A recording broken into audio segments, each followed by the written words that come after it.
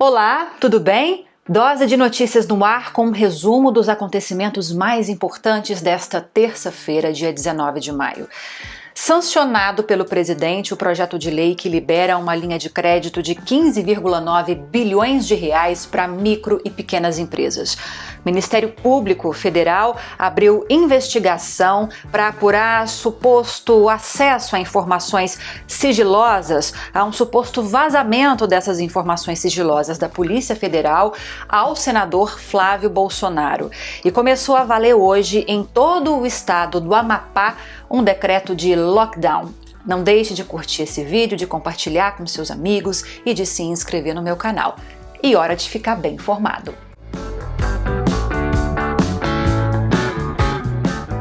Sancionado o projeto de lei que criou uma linha de crédito de 15,9 bilhões de reais para ajudar micro e pequenos empresários. Esse projeto, que agora se tornou lei, foi sancionado pelo presidente com sanção publicada nesta terça-feira no Diário Oficial da União com alguns vetos. No seu bojo central, essa lei traz que esses empresários que se enquadrarem nos critérios exigidos nesse programa vão poder contratar empréstimos de até 30% da renda bruta anual das empresas, com prazo de pagamento dessa dívida para 36 meses. E entre os artigos vetados pelo presidente está o que possibilitava uma carência de 8 meses para que o empresário pudesse começar a quitar, a pagar essas dívidas. Embora o projeto seja feito, tenha sido criado no momento de crise para ajudar financeiramente esses empresários, a intenção é que esse programa se torne algo permanente. O Brasil já é o terceiro país no mundo em número de casos confirmados de Covid-19, segundo um levantamento da Universidade Norte-Americana Johns Hopkins. Com mais de 262.500 casos confirmados hoje, terça-feira, o Brasil está atrás apenas em número de casos dos Estados Unidos e da Rússia. Já em relação à quantidade de mortes notificadas pela doença, o Brasil está em sexto lugar hoje, nessa terça-feira, ultrapassando 17.500 mortes registradas por Covid-19. Nessa terça-feira, o estado do Amapá entrou em lockdown em todas as regiões do estado. A partir de hoje, pelos próximos 10 dias, vão funcionar barreiras sanitárias, rodízio de veículos e também restrição de circulação de pessoas.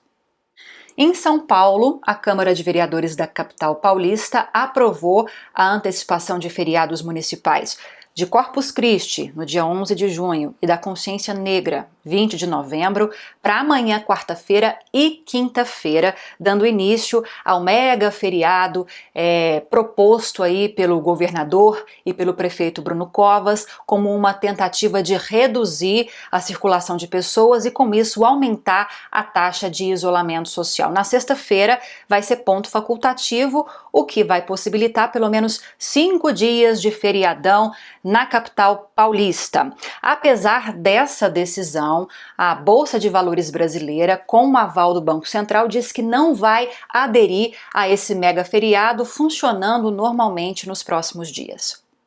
E a Covid-19 passou a ser um desafio ainda maior para os governadores de Pernambuco, Paulo Câmara, e também de Roraima, Antônio Denário, depois que eles tiveram testes de Covid-19 com resultado positivo.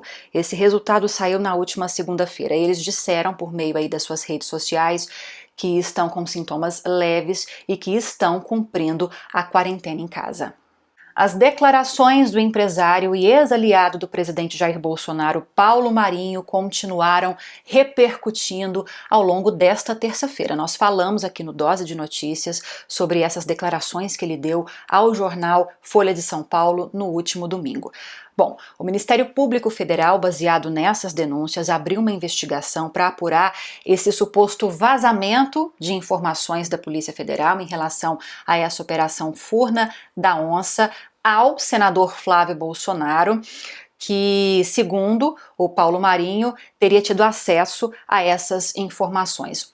Ontem, o Jornal Nacional da TV Globo trouxe detalhes dessa investigação em que, segundo o Paulo Marinho, um advogado e ex-assessor de Flávio Bolsonaro, também estaria envolvido por também ter tido acesso a essas informações sigilosas da Polícia Federal. Não estaria envolvido também só nessas investigações. Segundo o que mostrou o telejornal, esse advogado também estaria sendo investigado pela Polícia Federal naquele suposto esquema de rachadinhas na Assembleia Legislativa do Rio de Janeiro. Hoje, no jornal Folha de São Paulo, uma reportagem mostrou mais desdobramentos desse caso, segundo as investigações dos repórteres por trás dessa matéria. Esse advogado e ex-assessor do Flávio Bolsonaro teria também recebido do fundo partidário pelo menos cerca de R$500 mil ao longo de 13 meses e meio. De que forma? Segundo essas apurações, esse advogado seria sócio de um escritório de advocacia que teria sido contratado em fevereiro do ano passado pelo PSL Nacional a pedido do Flávio Bolsonaro. Lembrando que, no começo do ano passado, o Flávio Bolsonaro e o presidente Jair Bolsonaro ainda eram filiados ao PSL, hoje não mais, né? Então, segundo essas apurações, através desse contrato junto ao PSL que esses recursos aí da ordem de R$500 mil do fundo partidário teriam sido pagos a esse escritório, portanto, a esse advogado que é sócio da empresa ao longo desse período de vigência dessa parceria, desse contrato. Essas apurações, essas investigações trazem muitos detalhes, então se eu não conseguir ser muito clara para você nessas notícias, nesse resumo de notícias referente a esse assunto, eu peço que você me pergunte aqui qualquer dúvida que você tiver nos comentários. As investigações, claro, vão continuar, estão só começando e sempre que tiver alguma novidade eu vou te trazendo, claro, aqui no canal.